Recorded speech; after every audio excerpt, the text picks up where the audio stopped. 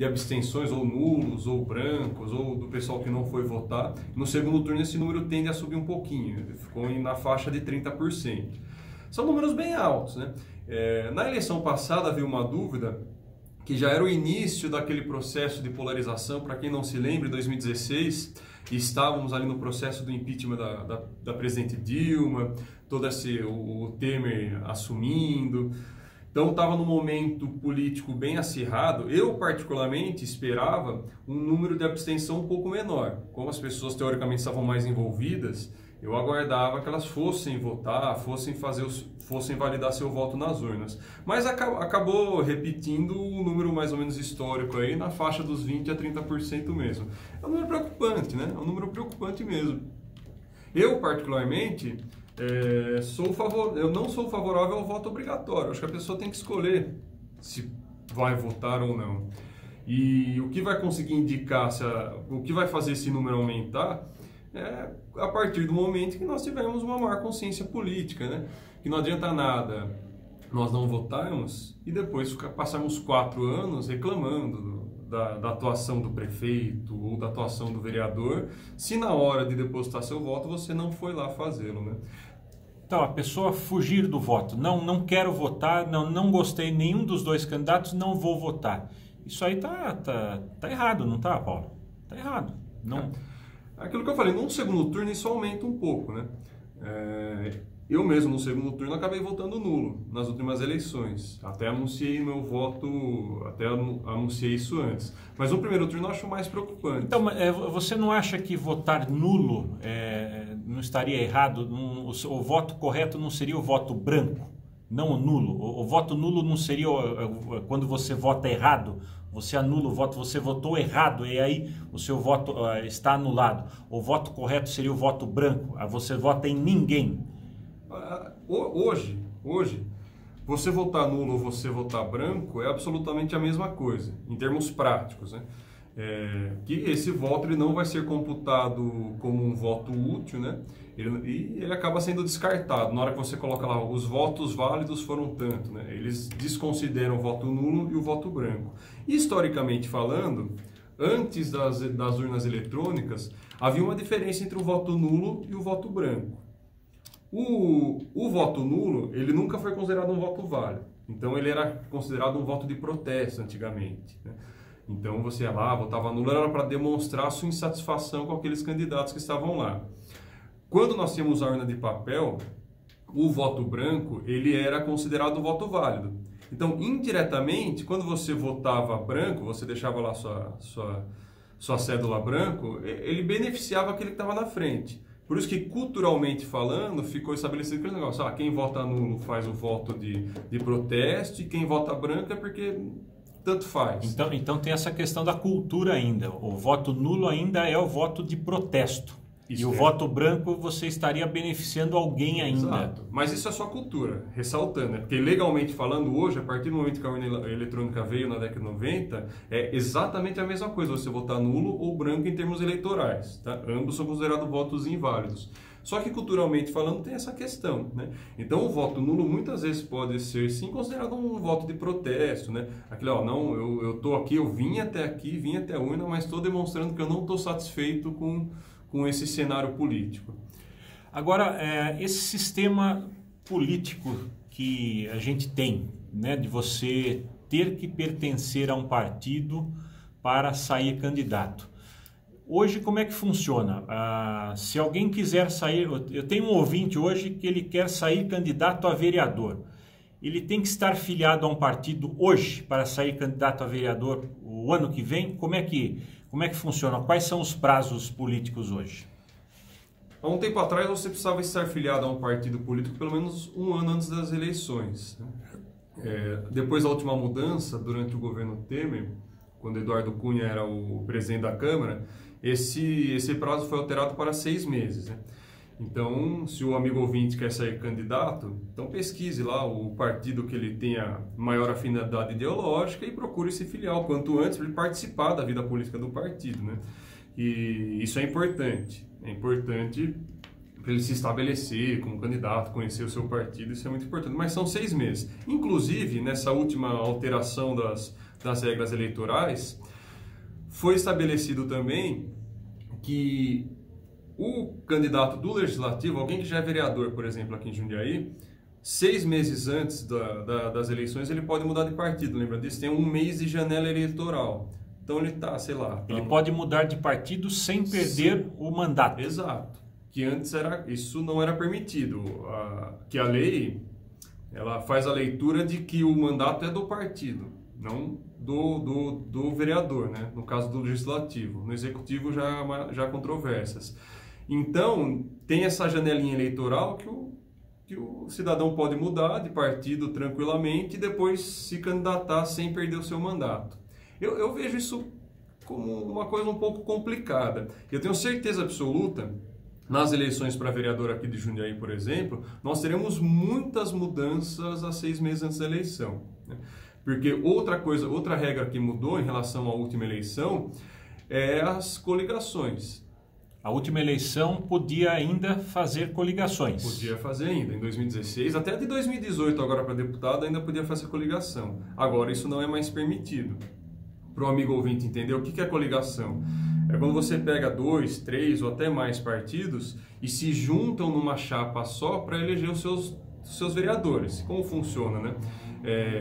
Você elege vereador através de um numerinho chamado quociente eleitoral. Então você pega o total dos votos válidos, divide pelo número de cadeiras na Câmara, no caso de Jundiaí são 19 cadeiras, então tem um número lá em Jundiaí, mais ou menos uns 10 mil votos, que a coligação tem que ter para eleger um deputado. Então, para o amigo ouvinte entender, se todos os candidatos daquela coligação tiveram, sei lá, 20 mil votos, então aquela coligação elegeu 2 vereadores e os 2 mais votados são eleitos. E a partir de agora, isso não está mais permitido. Não pode mais se coligar em Jundiaí. E, na minha perspectiva, isso pode mudar bastante o cenário eleitoral dos vereadores. No Jundiaí específico, nós temos, por característica, muitos partidos elegem nessa situação coligando com o outro. São raríssimos os partidos que conseguiram, ao longo da história, eleger seus vereadores solo, né, sem conseguir coligar. Então, aqueles que já estão na Câmara hoje, eu tenho certeza absoluta que vão se movimentar bastante aí nos próximos meses, né, para conseguir buscar a sua reeleição. Então, nós teremos muitas mudanças em Jundiaí a curto prazo. Ou seja, e aí a gente teria para uma eleição para vereador em Jundiaí podemos dizer assim, até historicamente aí, para se eleger vereador em Jundiaí, teria que ter 2 mil votos, pelo histórico que a gente vê aí, sem coligação. Porque com menos do que isso daí, dificilmente alguém vai conseguir se eleger vereador em Jundiaí, sem a coligação, a partir daí. Isso, sem a coligação... vai depender muito de como vai acontecer, como as regras vão estar estabelecidas. Num cenário, nós podemos ter vários cenários.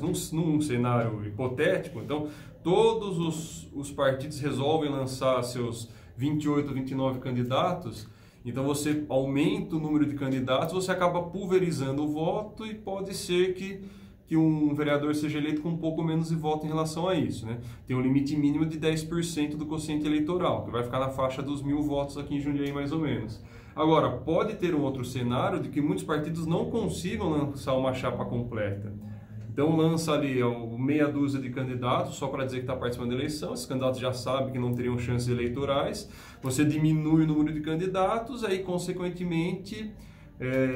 você vai aumentar os votos individuais, ou seja, vai depender muito do que vai acontecer daqui para frente, não tem como cravar ainda. Então pode ser que aumente esse número de votos que o candidato vai precisar, ou pode ser, num cenário hipotético, que eventualmente possa até diminuir. A chapa completa seriam quantos vereadores? 32, é isso? Não, menos? Se eu não me engano, a última foi 28, 29. 28 seria a chapa completa. Que a última eleição eram os 19 vereadores, você divide na metade, é o número de cadeiras mais a metade. Se coligasse seria menos, é isso? Não, na última, se coligasse era a mesma coisa. Em 2012, as regras elas vão alterando. Em 2012, quando você coligava, você poderia ter mais candidatos. Então, muitos se coligavam. Em 2016, não, coligado ou não coligado, eram 28 candidatos, 28 ou 29, se eu não me engano. Provavelmente agora será a mesma coisa. E aí nós tivemos na última eleição, se não me falha a memória, acho que na faixa de 500 candidatos a vereador. Se não me falha a memória, acho que foi algo em torno disso que nós tivemos em Jundiaí. E nós tivemos também o vereador mais votado na faixa de 7 mil votos, que foi o Gustavo Martinelli. E o vereador menos votado também agora não me vem o número na cabeça. O vereador menos votado não me vem. Se alguém refrescar a minha memória, quem entrou com menos votos aí, não me lembro também. Fauás, o Samuel me lembra aqui, Fauás Tarra, que é o atual presidente da Câmara, 1.700 votos.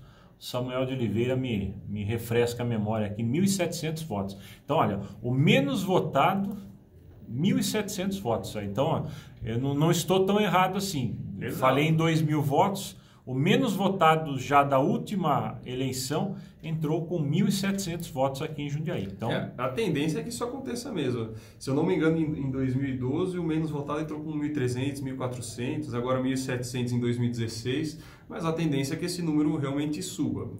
Tem um cenário provável que pode diminuir, mas a tendência é que suba. Aí, em relação, você vê, o candidato mais votado e o menos votado foram do mesmo partido, né, do PSDB. Isso está relacionado àquilo que eu estava falando com os amigos ouvintes, do quociente eleitoral. Então, quando você tem um candidato bem votado, né, ele acaba puxando, entre aspas, né, outros candidatos menos votados. Por isso que na última eleição para deputado em 2018 estabeleceu-se aquela lei de que o partido tem que ter, a coligação teria que ter pelo menos 10%, né, o candidato como mínimo para poder ser eleito. Isso acabou afetando o número de deputados do PSL, por exemplo. Agora, para um partido lançar um candidato para prefeitura, ele tem que ter um número mínimo de colegiados, de candidatos a vereador, ou ele pode lançar um candidato a prefeito simplesmente por ter um filiado, vou lançar um candidato a prefeito e ponto final? Se o partido tiver regularizado aqui em Jundiaí, sua documentação tiver tudo em ordem lá com o TSE, ele pode lançar um candidato a prefeito e nenhum candidato a vereador, assim como o partido pode também lançar 30, 28 candidatos a vereadores e nenhum candidato a prefeito. Isso é decisão do partido. É que normalmente, numa candidatura a prefeito, né, o partido teoricamente vai pensar melhor qual a sua estratégia, que é uma eleição completamente diferente da eleição para o executivo em relação à eleição para o legislativo. Agora, dá para sair um partido com um candidato a prefeito sem uma base eleitoral, sem ter esse número de candidatos a vereador, sem ter uma equipe que vá dar essa sustentação à sua candidatura a prefeito? Porque se ele vai sair candidato a prefeito, ele tem que ter um plano de governo, ele tem que apresentar as suas propostas. Ele não vai, como é que ele vai conseguir sair sozinho ali e mostrar todas as suas propostas de governo? Como é que vai ser? Dá para fazer isso? É muito difícil, né? Eu acho que o amigo ouvinte, o amigo eleitor, ele consegue identificar na hora quando alguém tem meramente interesse próprio, alguma vaidade de sair candidato. Porque normalmente, quando você é candidato a prefeito, isso aqui em Jundiaí é muito importante, nós não temos, assim, tirando na Rádio Cidade ou alguns outros meios de comunicação, não há uma grande mídia em Jundiaí, né? Assim, que você, só por ser candidato a prefeito, você vai aparecer em todo lugar. Isso que eu quero dizer. E cada vez mais, né, o eleitor ele está sintonizado na internet, está ouvindo outras coisas, e acaba sendo uma campanha muito difícil para quem é candidato a prefeito e não tem recurso. E normalmente ele precisa dos candidatos a vereadores. Porque, veja, é o candidato a vereador que vai fazer a campanha do candidato a prefeito nos bairros, normalmente. Então, nessa hipotética candidatura solo que você citou, é muito difícil ela ter algum tipo de sucesso, né? E muito difícil também ele ter um plano de governo decente, se não tem um partido, se não tem as pessoas por trás, que normalmente você, quando está pensando na cidade, você está pensando de maneira coletiva, né? Individualmente falando, deve ser muito complicado. E hoje o Tribunal Regional Eleitoral e o Tribunal Superior Eleitoral também exigem que seja protocolado o plano de governo do candidato. Tem isso também, né, Paulo? Isso, tem que ser protocolado antes da eleição, quando está naquele trâmite do processo de regularização da campanha. Só que tem muita gente que meio que burla, né? Eu lembro na última eleição municipal, por exemplo, teve um candidato que colocou uma folha de plano de governo. Aí o amigo ouvinte tem que ir lá, tem que analisar, mas de todos os candidatos o plano de governo tem que estar registrado e é de livre acesso. Você entra lá na internet, no site do TSE e consegue pegar lá o plano de governo antes das eleições, no momento que ela está se iniciando, na verdade. Como querendo dizer, vou colocar aí uma receita de bolo, o eleitor não vai ver mesmo, coloco ali e depois eu vou para os debates, aí lá eu faço o meu discurso e vou para a galera, como diria aquele personagem do Chico Anísio, não é isso? Tem alguns que fazem exatamente isso. Esse do candidato a prefeito que a gente colocou uma página só, lá estava aquele, primeiro precisava conhecer a cidade, depois ele ia fazer o seu plano, ou seja, as pessoas conseguem, ele não estava pensando na cidade antes, ele inverteu um pouco a lógica, né? Porque ao você sair candidato a prefeito, você tem que ter um projeto para a cidade, você tem que estar pensando no munícipe, né? Você tem que ter soluções para os nossos problemas. Isso de você construir ao longo da eleição é de uma hipocrisia gigante. Direita e esquerda, aqui em Jundiaí, teremos candidaturas polarizadas, a direita contra a esquerda, ou teremos alguma coisa mais equilibrada em relação ao cenário nacional? Olha, o ano que vem nós podemos ter um cenário bem interessante aqui em Jundiaí. Eu acredito que esse cenário de polarização nacional ele vai se reproduzindo nos municípios, não tem como, né? Jundiaí é uma cidade de porte grande, é uma cidade onde os problemas nacionais nos afligem diretamente. Tudo bem que a eleição municipal tem suas características próprias, né? Muitas pessoas acabam votando na pessoa, no indivíduo, do que necessariamente para um projeto, mas essa polarização ela tende a acontecer. Talvez um pouco em menor escala, com menos paixões, mas ela tende a acontecer. E nós temos aqui em Jundiaí algumas possíveis candidaturas, né, que podem trazer esse cenário, alguma coisa bem interessante. Nós temos o prefeito Luiz Fernando, né? Esse é o candidato natural, né? É um candidato natural. Nós tivemos as últimas eleições o Ricardo Benassi, foi muito bem. A tendência é que ele saia novamente candidato. Não sei se o amigo ouvinte lembra, né? Ele chegou muito próximo do ex-prefeito Bigardi ali, para chegar no eventual segundo turno. Mas sumiu também, né? Ou é normal sumir assim? Normal não é. Para quem está pensando em ser prefeito da cidade, normal não é. Mas alguns usam dessa estratégia, né? Muitos o comparam, por exemplo, com a Marina Silva, né, candidata a presidente. Está usando a estratégia da Marina Silva. Ela está usando essa estratégia, está tranquilo e tal, mas eu acredito que ele será candidato.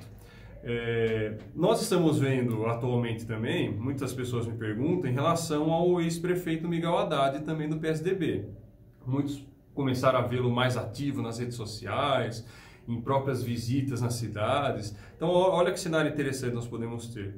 Se o Miguel Haddad resolver sair candidato a prefeito, nós temos o Luiz Fernando, que é do mesmo partido, né? Mas não pode ter dois candidatos a prefeito do mesmo partido. Não podemos ter. Aí, nesse cenário eventual, né, hipoteticamente, vamos supor, Miguel Haddad resolve sair candidato pelo PSDB, né? O Luiz Fernando sai do PSDB para sair candidato à sua reeleição. Nós teríamos também o Ricardo Benassi, olha que interessante, nós teríamos 3 candidatos a prefeito, basicamente do mesmo grupo político em Jundiaí, né? Não, mas por que Luiz Fernando sairia do PSDB e não Miguel Haddad? Essa é uma grande questão, pode ser também, né? Lembrando, nós estamos pensando hipoteticamente os cenários aqui. Mas aí você traçaria um cenário como foi o cenário lá atrás da última eleição, que o Ricardo Benassi saiu do partido, na verdade o André Benassi, que era então presidente de honra do partido, do PSDB, saiu do partido para que o sobrinho, o Ricardo Benassi, fosse o candidato do partido, porque não houve um acerto dentro do PSDB e aí bancou a candidatura do sobrinho. É isso que você diz que poderia acontecer de novo no PSDB. Haveria uma possibilidade. Hipoteticamente, sim. Lembrando que nas últimas eleições, né, em 2018, eleições para deputado, né, o PSDB perdeu bastante a votação aqui na cidade, mas também por causa daquele efeito do PSL. Então nós teríamos esse cenário hipotético e, por outro lado, provavelmente o PDT também sairia com candidato, provavelmente o Bigardi, o PT e o PSOL também sairiam com candidato. Nós temos sempre aqueles que eu chamo aqui de candidatos balão de ensaio, que anunciam uma candidatura, mas logo depois retiram em troca de alguma coisa. Em troca de alguma coisa. Candidatos balão de ensaio. Isso aí sempre teve nas eleições? Olha, em Jundiaí sempre teve. O amigo ouvinte vai acompanhar agora. Nós, com certeza, teremos várias pessoas anunciando pré-candidaturas. Acho que até já temos algumas na cidade. Mas pessoas com condições de ser candidatos ou não? Com ameaças de candidaturas, assim, com bases fictícias, assim, alguma coisa nesse nível, é isso? Olha, algumas pode ser que tenham base, outras não, outras estão... Isso não tem como a gente saber exatamente, mas muitas delas com bases fictícias. Então, o que acaba acontecendo sempre em Jundiaí? Uma pessoa se anuncia como candidata, como pré-candidata a prefeito, e para vislumbrar alguma coisa lá para frente, né? Nós tivemos, por exemplo, em 2018, 2016, para o amigo ouvinte, não sei se ele se lembra, nós tivemos mais ou menos esse momento aqui, há um ano antes da eleição, nós tivemos, por exemplo, uma pré-candidatura do Dr. Pacheco para prefeito, não sei se o seu amigo ouvinte lembra, tivemos uma pré-candidatura do Val também para prefeito, e um pouquinho mais para frente, eles acabaram sendo candidatos a vice-prefeito, né? O Dr. Pacheco é o atual vice-prefeito, ao lado do Luiz Fernando. O Val foi candidato a vice-prefeito do Benassi. E fora isso, nós temos sempre alguns outros que se lançam pré-candidatos para ganhar uma certa visibilidade da mídia, vislumbrando posteriormente uma candidatura a vereador. Então, é bom, amigo ouvinte, ficar bem atento com esse cenário, como ele vai se consolidar daqui para frente, mas saiba que nós teremos com certeza nesse ano pré-eleitoral bastante agitação. Vereadores mudando de partido, né, em busca de uma melhor condição para conseguir se eleger dentro daquela questão do quociente eleitoral citado aqui, candidatos se colocando como candidatos pessoas se colocando como candidatos a prefeita para conseguir alguma coisa lá para frente, e podemos ter também dentro desse cenário algumas mudanças de grandes figuras da cidade, algumas mudanças de partido dessas pessoas, para elas conseguirem também uma melhor colocação numa futura candidatura a prefeito. Ou seja, eu tenho certeza que nós teremos em Jundiaí, aqui nesses próximos 6 meses, pelo menos, bastante agitação em política. Pessoas que são expulsas de partido, o que acontece com essas pessoas? Elas podem sair candidatas por outro partido, assim? Pode? Podem. Tem muitas pessoas que até querem ser expulsas de partido. Porque que acontece? Quando você tem um cargo no legislativo, se você é expulsa do partido por algum motivo, você pode se filiar a outro partido normalmente, certo? Se você sai do partido, você perde seu cargo, né? Isso na hipótese da pessoa ser eleita. Então, a expulsão de um partido conta para aquele partido em si. Normalmente, os partidos têm estatuto que uma pessoa expulsa não pode mais voltar para aquele partido. Só que no Brasil, nós sabemos, nós temos aí mais de 30 partidos com condições de disputar uma eleição já agora em 2020. Então, para efeito daquele indivíduo eleitoral, se ele foi só expulso do partido, ele pode se candidatar normalmente por outro. A situação, acho que mais interessante das próximas eleições estará, acho que nesta não coligação entre os partidos. Vai fazer com que os candidatos, principalmente a vereadores, né? Os candidatos a vereadores, que eles vão ter que se movimentar bastante, porque não vai haver essa possibilidade de coligação. Então, eles vão ter que ralar bastante, vão ter que andar aí a cidade toda aí para conquistar voto a voto. Vão ter. E lembrando que a eleição para vereador eu considero uma das eleições mais difíceis que existe, né? Porque você vai conversar nas ruas, todo mundo conhece alguém que é candidato a vereador, né? Então isso torna a eleição muito mais difícil. E vai ser um desafio muito grande para todos os partidos aqui de Jundiaí, eu acredito. Porque é um cenário novo, um cenário que nunca existiu. Se você for pegar ali a Câmara Municipal, que foi eleita nessa última legislatura, a maioria absoluta dos candidatos ali vieram de alguma coligação partidária.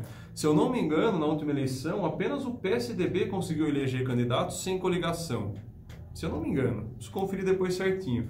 Todos os outros tiveram alguma coligação com 2 ou mais partidos. Ou seja, isso pode mexer bastante no cenário. Por isso que eu alertei aqui, eu tenho certeza absoluta que ou os partidos eles estão se mexendo muito agora para conseguir ter mais candidatos e cada um vir com uma chapa forte, ou nós teremos muitas mudanças daqueles que já são vereadores procurando outros partidos para que eles possam ter mais tranquilidade para se eleger. Paulo Taffarello, muito obrigado por mais essa sua entrevista aqui na Rádio Cidade. Esperemos aí, teremos muita água que vai rolar até as eleições de 2020 aqui na nossa cidade, nas cidades aqui da nossa região e em todo o país. Muito obrigado. Eu que agradeço o convite, muito obrigado. Paulo Taffarello, cientista político e social, ele falou ao Jornalismo da Cidade.